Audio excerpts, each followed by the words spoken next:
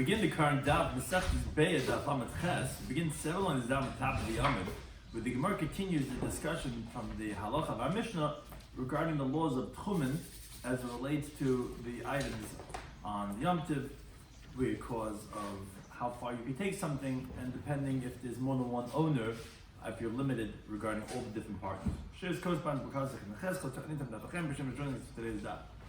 to discuss in today's Daf are the concept of yesh breira or ein breira, if there's retroactive clarification to verify that that was always your portion of the partnership, and how that relates to the laws of tchum, because then you would only be limited to your tchum, not to the other person's tchum. Bita b'rayid, nullification in the majority, related to the laws of isser and mammon. It's going to come up in two different categories regarding of prohibitions, where it's generally discussed, and also as it relates to people's monetary ownership, and how this relates to the tchum for a jointly owned item on Yom Tov, regarding, again, whose do we consider it. Some of the important terms and concepts we're going to discuss in today's daf are tchumen, which we've been discussing in the previous dafim, where a person could walk 2,000 amas from the city or from his halachic residence, and if he wants to walk another 2,000 amas, he has to make an erev tchumen. Breira is something that you're making it dependent on something that as a later point in time, and that when that happens, it's going to be retroactively verified that that was what it always was. That's machlekes and halachic discussion if we say yesh breira or ein breira. Moshe Shabbat Kamrat is a statement that as if Moshe is like an honorific, like Moshe V'gol Adar Shabbat Kamrat. What you think you're saying good? Like, how can you say such a statement? Bittul B'rayv is the halacha that according to biblical law, in a simple majority, the minority is nullified in the majority, although according to rabbinic law, there are some more stringencies in that. So the Gemara continues the discussion about Tchumen and Yom Tov. 7 lines down the tab of the Yomid on Chesed and Aleph. Amar Shmuel. Shmuel says, Shur shel patam, an ox of a person who fattens up cows, oxen, and he sells them. So Harei Karagli Kal Adam. His oxen, his cows, are going to have the halachic status of tchum, like the regel, which that's the terminology we use for how far a person could go, of every single person. Meaning, even someone that lives in a different city who came to this town on Yom Tov through an eruv, he's allowed to take that cow that he bought on Yom Tov from that the one who fattens the cows back to his place.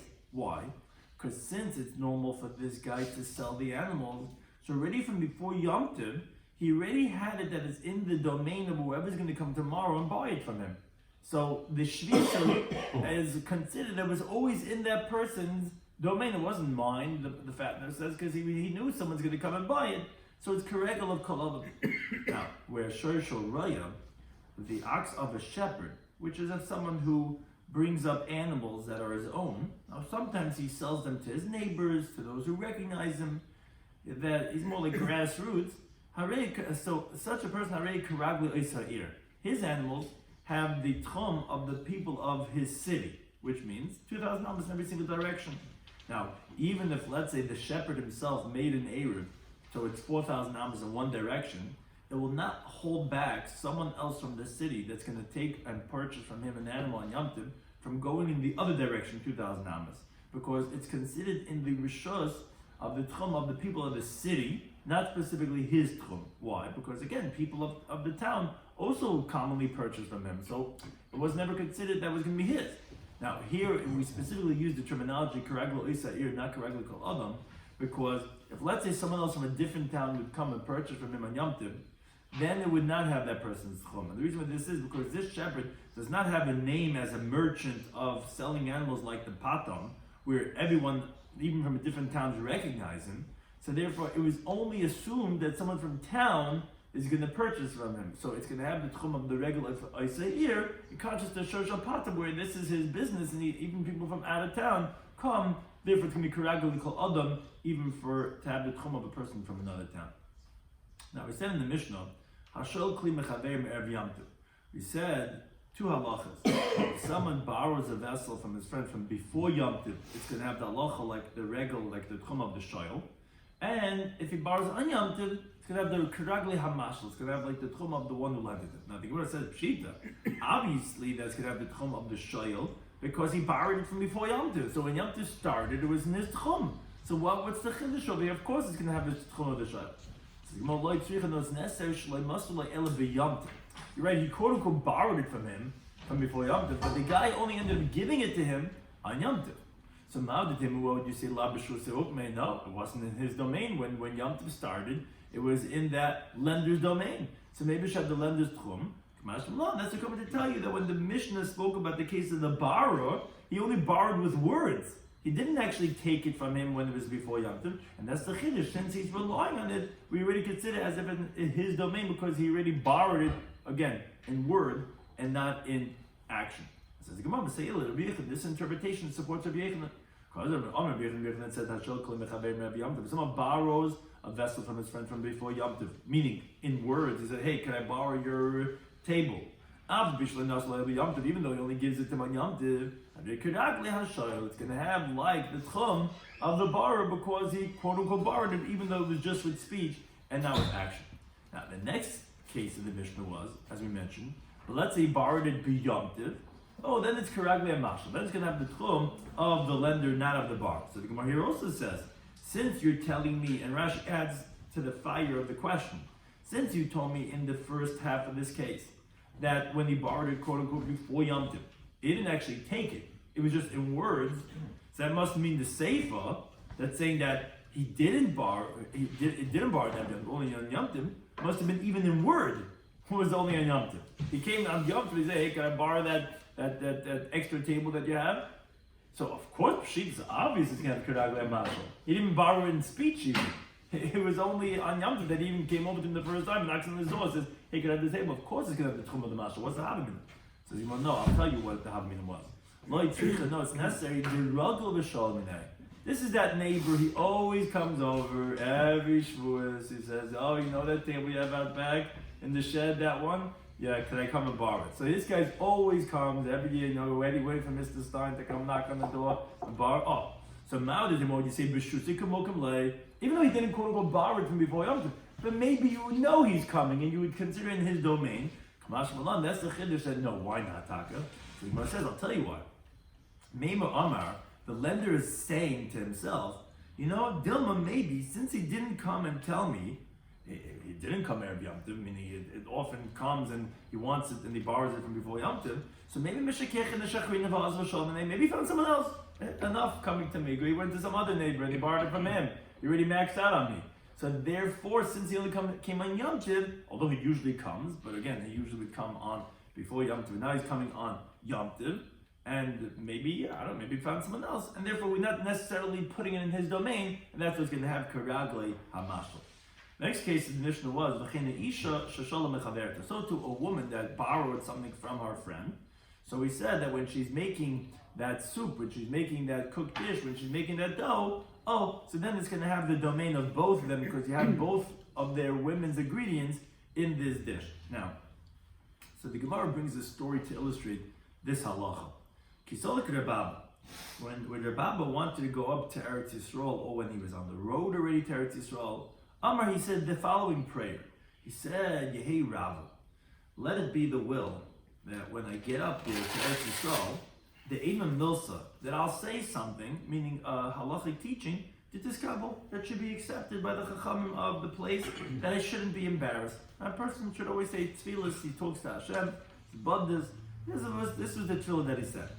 Now, here's the irony. This is, the Gemara saying he said a tefillah, and Kisalik, when he actually got up there, when he got to Eretz Yisrael, so Ashkechei, he encountered the following Talmid Chachamim, which was Rabbi Yochanan, Rabbi Chanina bar Papi, Rabbi Zer. That was one version. It was those three Talmid Chachamim. Some say it was actually Rabbi Vo, Rabbi Shimon ben Pazi, Rabbi Yisrael Nafcha. Be that as it may, there were three Talmid Chachamim sitting and learning.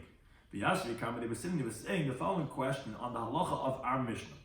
They were asking, Amai, why is it when the woman's making a dough and she borrows some ingredients from Mrs. Schwartz, and you're telling me that that's it, you could only take this bread to the tchum of both of them, because as both their ingredients is limited, why the liftel, we should nullify the isra of tchumen of mayim umelach, because if you recall, Rabbi Huda was the one that said, by mayim, you're going to be patik, there's no substance. Tanakama says, no, even water and salt, it's going to have the lacha of raglei shteihen. it's going to be limited because of the salt that she put in and the water that she put in. It's going to have the tchum. So these Talmid Chacham were asking, why? Why didn't you say you nullify the prohibition of the tchum of mayim and melech, of the water and salt, which is a small, insignificant amount, the Gabi Isa to the dough, which is the majority, which is so much of it? Why didn't you say the laws of bittul b'roy? That was the question of these Talmid Chacham. So Rabbi Abba said to them that, what do you mean? Because this woman is giving a small amount of salt or water, you think because of that she should lose the ownership that she has on this water and salt, that it should be considered in this dough? As the Gemara continues on the base. Hadeshin is arvli kav chitin. He says, he told this to Muhammad, imagine the following case. Imagine a guy has a kav, a certain measurement of wheat, chitin. Basar kav and chitin shalav, and it got mixed in to his friend's 10 kavan of wheat. So yoichel halal. So you think this guy, who the majority of the wheat is his, that he could eat it all v'chadi, and he could just rejoice in something that he didn't put in any effort whatsoever? Because you're going to say, oh, bittul, oh, look, I have 10, you have 1, but what's the right? I could eat up all your wheat. How can you say such a thing? Which Tyson basically explains, which is the theme we'll actually see later on in this sugya, that he was trying to say that you could say bittul for issa v'heter. You can't say bittul in mammon. How could my money is like swallowed up in your money and you could just eat it away? So what Rabbi Abba was saying was the same thing over here. That you can't say bittul on this woman's water and salt. Since the water and the salt acquired a sheisa bahar when Yom Tov started, now you fry Yom Tov afternoon, you want to make a dough, you borrow from her, how are you going to say bittul? As Rashi explains, the question of these type of the chum wasn't, oh, because she lent it to her or she gifted it to her, that's why it should be permitted, because no one has such a havmina. On Yom Tov, everyone agrees it's going to have, if you borrow on Yom Tov, it's going to be kerdagli hamashal, because we go based on hashmashes. Our whole question is, as because of miur and raiv. That's our question. And Rabbi says, what are you talking about? How can you say bittul b'raiv on monetary law? It's only in prohibitory law. Now, he did, but the group mocked Rabbi, as we're going to see, achichola, they laughed at him, but it's because it wasn't really well explained what he was saying. Now, on that Amalahu, Rabbi responded to him. This is Rabbi who he davened, please let me say something well that would be accepted. And he says a shtickle Torah, and everyone laughs at him, right? So he says to them, what? Gosechi, your clothing, shakli, I took? Like you're laughing at me? What, did I do something strange? Did I do something weird? Again, they laughed at him again for that comment that he said. Now, Amar Vaisher says like this: the shapa of the chichola, they did well that they laughed at him. It's not a good svara. Why not? Because why is it when Rabbi was saying his taina, he didn't say that one guy's kav of wheat will get mixed in 10 kavan of barley of his friend? Oh, what? So because it's 10 kavan of barley and 1 kav of wheat, the guy could eat up that guy's kav of wheat? Why didn't he say that? Why did he only say a kav of chitin got mixed in 10 kavan of chitin? Why didn't he say 10 kavan of barley? Oh, you know why? Because Rav Abba understood that for sure, yeah, in that case, the guy with the 10 kavan of barley could eat up that guy's 1 kav of wheat. You know why? Because that's min b'she'en aminai. That's one type, and to another species. The havale min b'she'en aminai, that's called min b'she'en aminai, one species chitin. In a different species, which is barley, and everyone knows the min b'she'en aminai, the bottle. Everyone knows that when you have one type and another type, that the bottle, the meat is bottle in the right, the minority is bottle in the majority, and even if the kav would be someone else's wheat, yeah, it would be bottle, because why didn't Rabbi say that case? There's a bigger halacha of bittul in Einay Minoi, he would have said that. Oh, so that's nami. So then even if they're both wheat, like Rabbi is trying to say the case of 1 kav of wheat, of one guy is getting mixed into another person's take oven. So you're right, right, there is a machlekes tanoi, which is brought in Mesechtes Menachos Chaf Beis and Alf, machlekes Yehuda and Rabbanan. And you're right, Rabbi Yehuda holds that it's not nullified when it's the same species. But Rabbanan mittel batel, for Rabbanan it is batel. So from your own words, that you could tell that you held that there would be sometimes bittul. So even chitin mechitin would also be bittul. So your whole taina falls apart. Yeah, if this woman's salt and water is put in over here, it should be bottled. So these Talmidim were laughing at him and said, what type of smart? You're not answering our question. You yourself agreed that there wouldn't be bittul and ein amina, so then the mina also should have bittul, and then therefore your whole svara falls apart because your whole time is coming from one guy's wheat into another 10 kavin of another guy's wheat, and therefore then the water and salt again should be bottled. And why you limit to the tchum of that other one? Not only Rav Safra. So this is what Rabbi Shloimy was saying. Rabbi Shloimy was saying, commenting on this story that happened, Rabbi Shloimy was saying, yeah, it's good that they laughed at it because what type of svara is this? Which only Rav Safra said to Rabbi Shloimy, Moshe, which here Rashi explains that to mean like the honor of Moshe Rabbeinu. He's swearing by that, like by the Galadar, Shaper Kamrit. What you're tiny good? You're saying good? Why are you agreeing that about that they mocked him, and that you hold it's a good question they had on the Halach and the Mishnah, which again that was their question they had. Why you limited to that woman? It should be bottled. What do you mean? Didn't those rabbis who asked this question on the Mishnah, didn't they hear the following halacha? He said the following teaching. Let's say a guy has a granary. He has a pile of grain. Now, inevitably, that when you're threshing and you're doing the whole pile, you're going to get some rocks that are going to get mixed in. It's not totally pure. I mean, even if you buy a product today, I'm the one, my wife always said, I find those things. How do you always find those things? Something gets mixed in. You get some piece of rock or a hard stalk or whatever it is. So the guy has this huge pile of grain, and you select out, you see it and you take out the rocks, the pebbles that are inside. Interestingly, you have to pay back this guy monetary value of wheat, because when this guy would sell it, he's allowed to sell the whole pile, and that would be sold in weight of wheat. Now, although you took out pebbles, but since it's not the norm to select it out, since it would be sold with wheat, you have to compensate him now that you took out the pebbles for the value of wheat that he would have gotten. Oh, so what do you want from this halacha? It says, Rav Safra, Alma, obviously that you see, Kila Chasre. What's he paying him for? What I didn't take out any wheat, I took out some rocks. Yeah, because you took out the measurement. So you're going to be liable. Even though really, those pebbles have no value. But of course, you took away from the midah, from the measurement of that pile. So, so for sure over here, when you have the water and the salt, for sure it's not going to be bottled. Because here we're talking about, and again, this is really the theme of the narrative of the discussion here. Just it's not clear. The Rebbe didn't say it clearly. This is what Rav Safra is coming to explain. That was the Rebbe's question. We're talking about monetary law.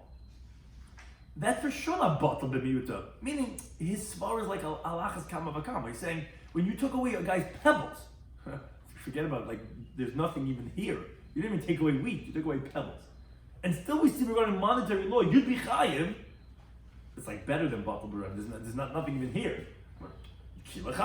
From the measurement, you made him lose something. So you see that we consider it as monetary. So you're also kila chasre. What do you mean? This person's cob of wheat, you're making him lose something. Even if you would say bittul, there's no greater bittul than wheat in contrast to pebbles. Pebbles not wheat. And still you took it away. You're going to be chayiv because it's considered someone's money. Here also, the guy's cob wheat gets mixed in someone else's cob.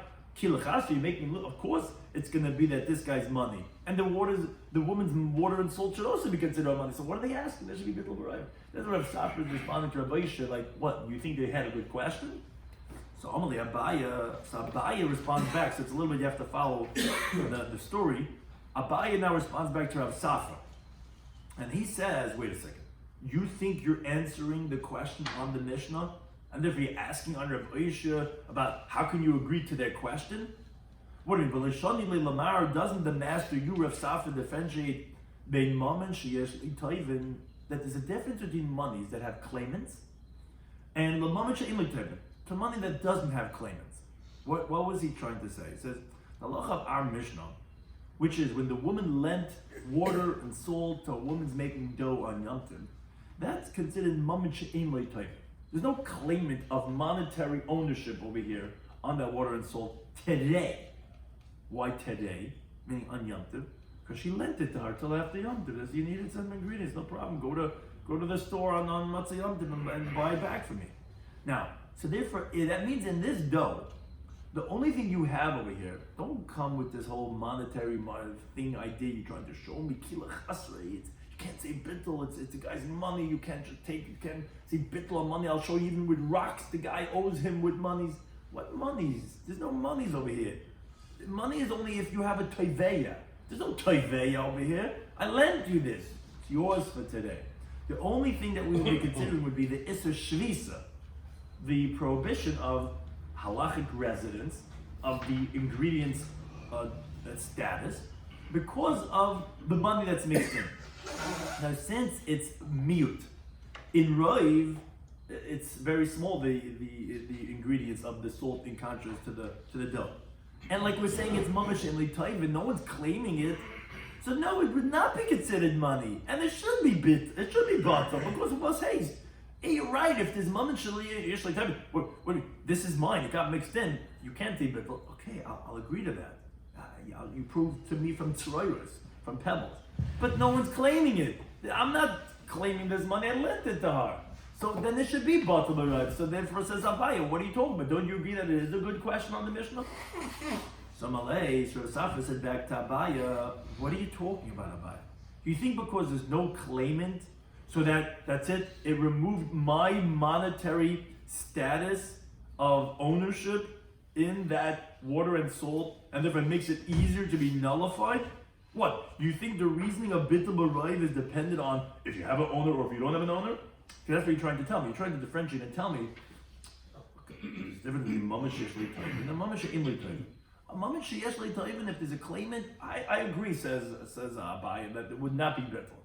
But here we're talking about mamash in leitayv, and there's no claimant. The water lent it to far today. For today, there's no claimant, so therefore it's going to be bittul b'raiv.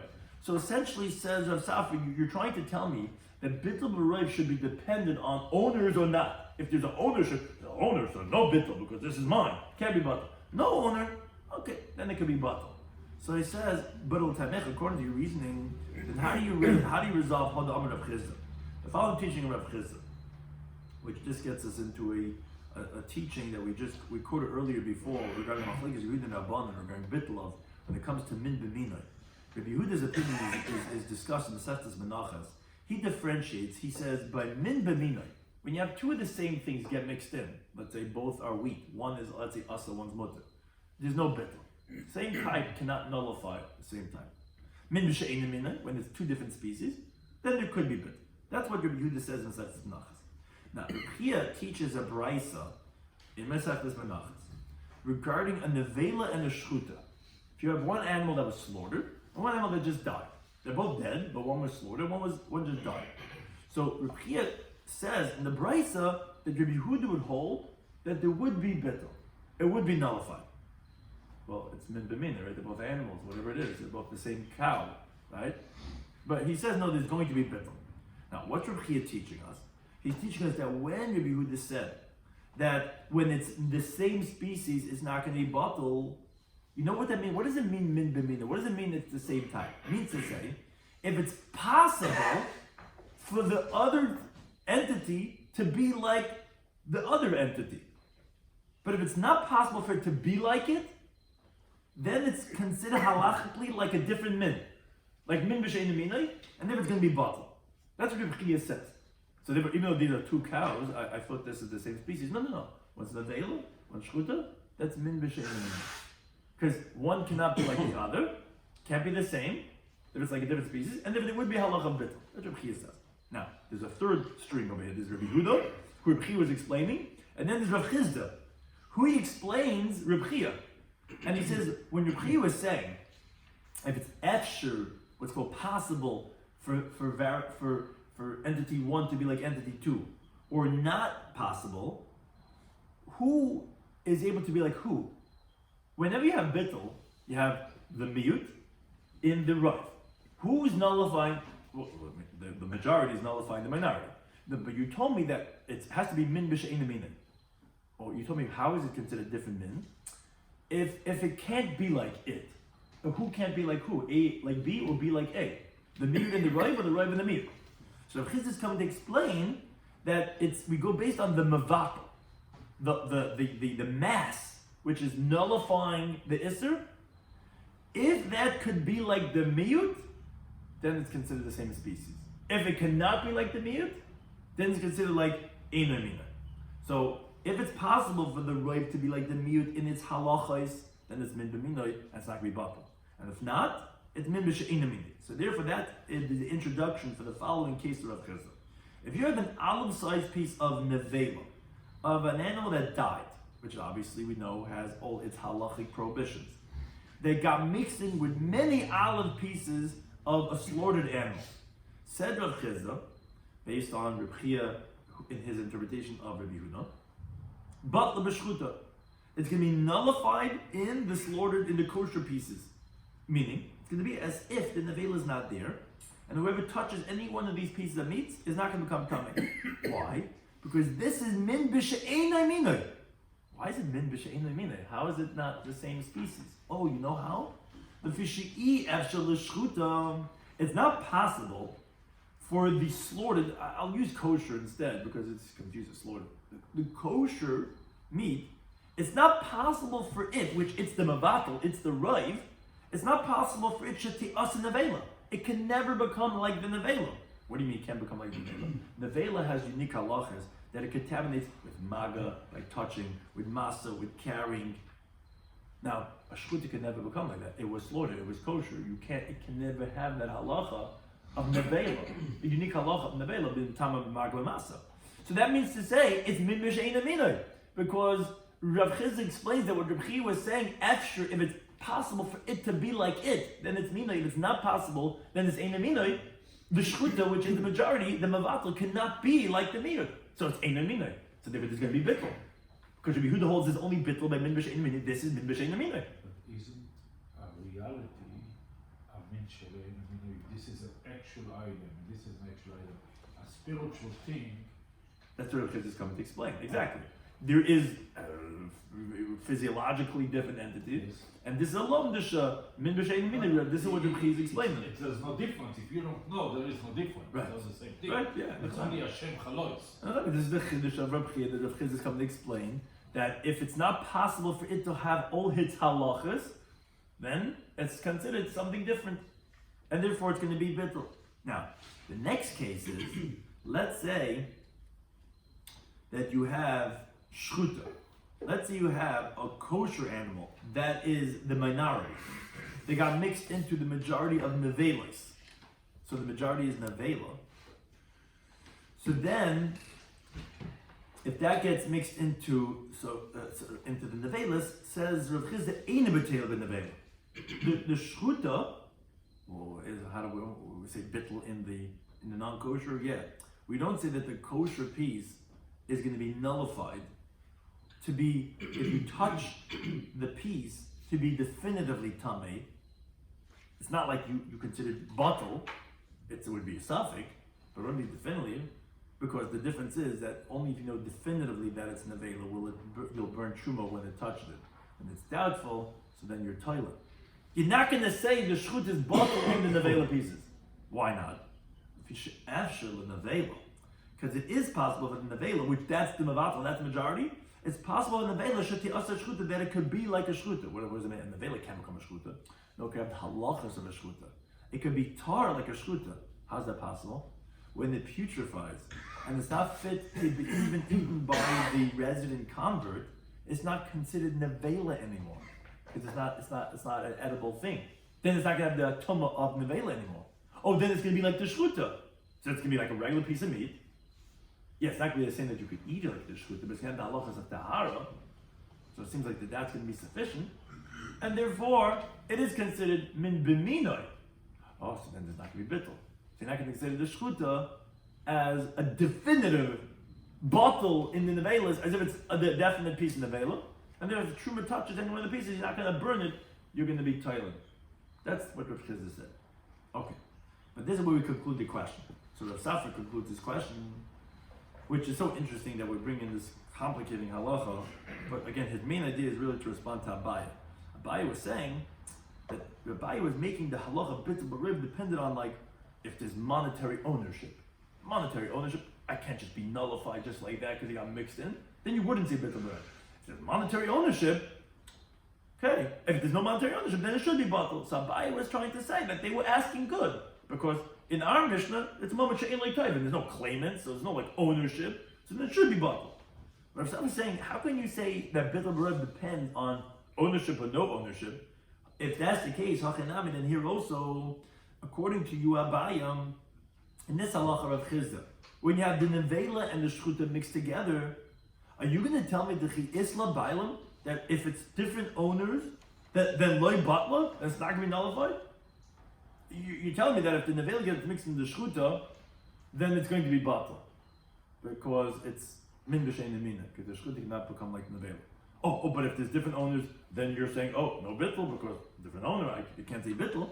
And v'chitim, if you're going to say that hachinami, that yes, yeah, if it would be different owners, it wouldn't be battul.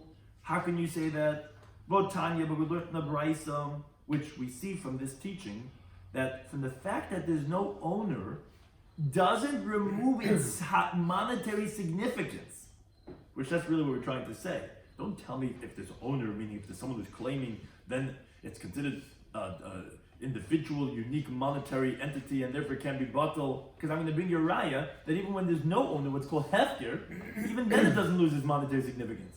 Now, Rashi points out, this teaching wasn't explicitly taught in the Mishnah, it's just inferred from his teaching, as the Gemara says in Abraham and the Beit. What's this teaching? Amar Rabbi Yochanan Nui, Chatzei hefker, an ownerless item that is found, kainin shvisa, it acquires a halachic Shabbos residence, and the one who finds that object could transport it from the place where he finds it 2,000 amos in every single direction. Meaning, he can't take it to where he made his Erev, because this ownerless object has its own tchum, it has its own halachic residence. Why? Because we see, even though it doesn't have an owner, it's considered as if it has an owner, and this is the main point. So we see that it's significant even without an owner, and it will have its own tchum.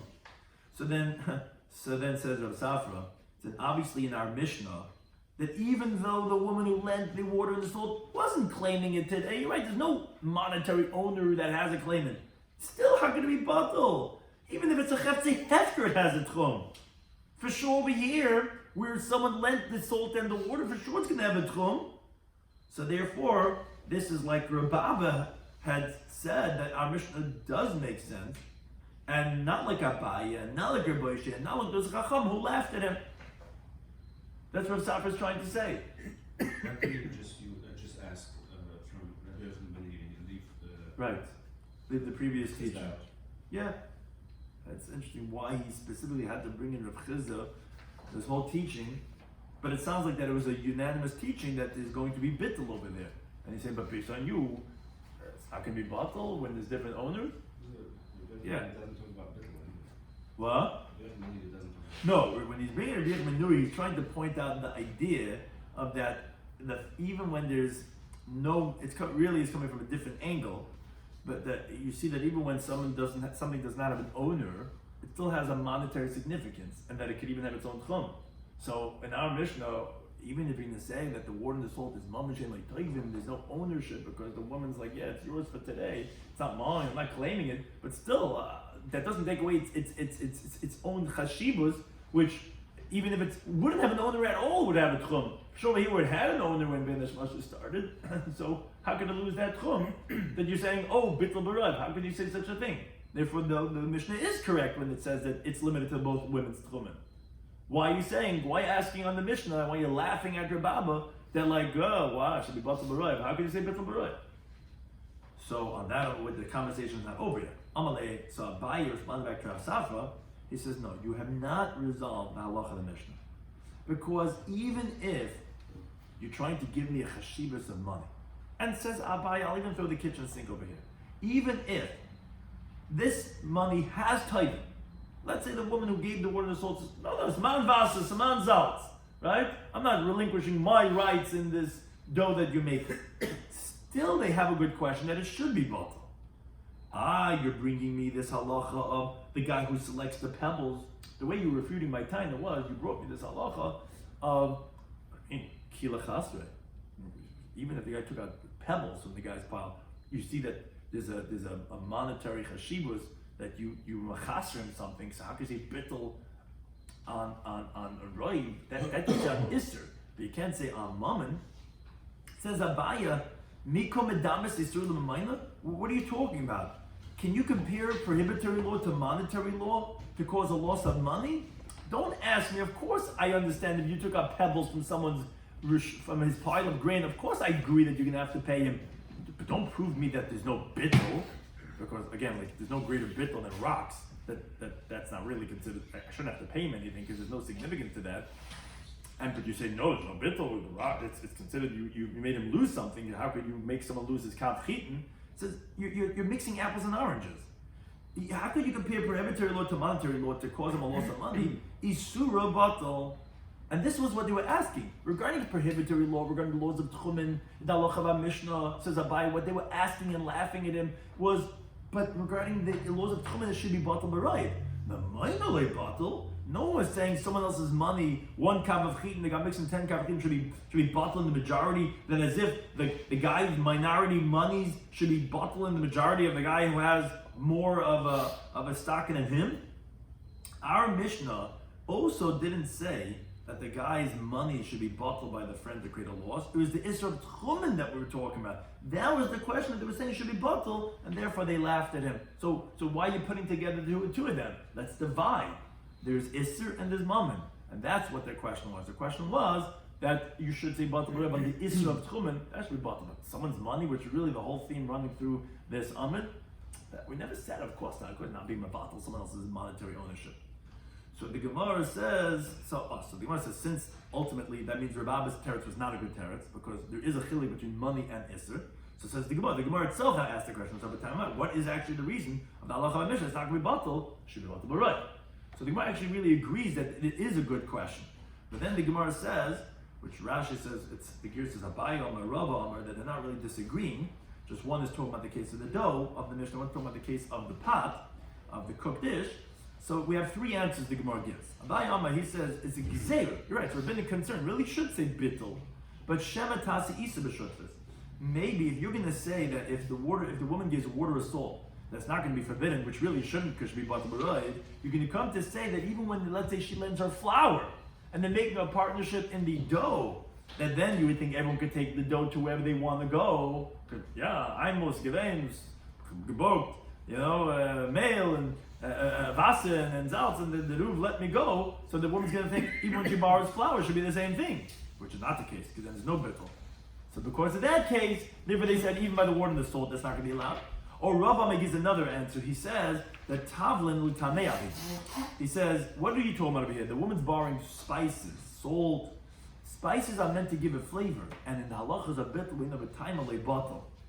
Something that gives a flavor is not nullified. And like Rashi says, he's not really disagreeing with Abai, he's just giving one answer and Abai gave a different answer, but that's what he's saying, that spices cannot be bottled. That's the case of the pot. And Abai was just talking about the case of the dough. That's a second reason why we're not going to say bittul, because it's for taste. And the third answer is continue to Rav Asher says because this halacha that we're discussing, that you're trying to do bittul on the Isra Tchum, is something sheyeshli matira. It has a permitted way of consuming it without the prohibition, which is tomorrow you could take it over there, or today you could eat over here. And we know in halachas a bittul, anything that you could have a permitted way of having it without nullifying the Isser, the halacha is afil be'elef lebatel. That even 1,000 parts not going to be nullified, because why should we let you go and consume the Isser when you could do it in a permitted way? And since here it's only for now, for this moment, for there, but there would be permitted ways of having it, therefore, that's no bittul. That was the final answer. So the Gemara really agreed that they really had a good time, and therefore what they laughed at him really did make sense to a certain extent. But that's what we're saying, that in spite of that, they are because of the gzeres. Let's finish up to the halacha of the Mishnah. Rabbi Yehuda played the mind. Rabbi Yehuda, he said that water I disagree on. If the woman let water, then it's not going to be limiting the tchum, and that will be batal. So, because again, he said in the Mishnah, in ben mamish, there's no substance to the water. So the Gemara makes the following deed. Okay, there was two cases that the Chacham spoke about the Tanakam. He said water and salt. He's only disagreeing on water. Sounds like mine and water he disagrees, but melech like, but salt he doesn't disagree. Then that is, he agrees that if the woman gives salt, it would limit it. It says he says mine melech betelin that water and salt are going to be nullified, whether in a dough, whether in a pot. So does he hold that it's going to be bottled by the salt, or is it not going to be? In our Mishnah, he seems to be saying that salt is not going to, in our Mishnah, he says the salt's not going to be bottled, therefore it's limiting to that woman.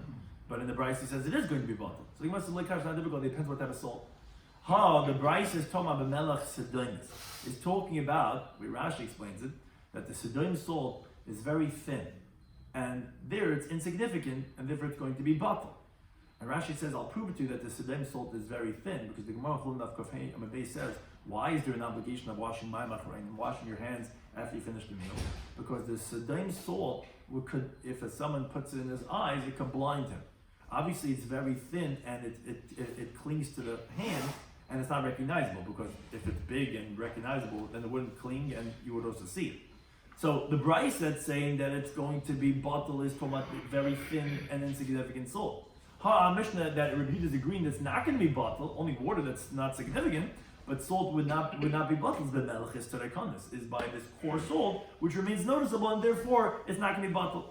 But then the Gemara has another question. It says, but Tanya, when the Bryce Yomi says, Mayim melech betelim beisa, that water and salt are nullified in the dough.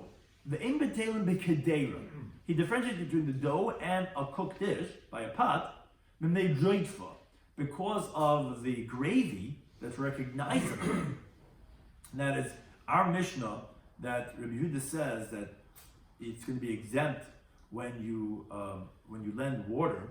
He didn't differentiate between a dough and regarding a pot of food, because our Mishnah was talking about both cases.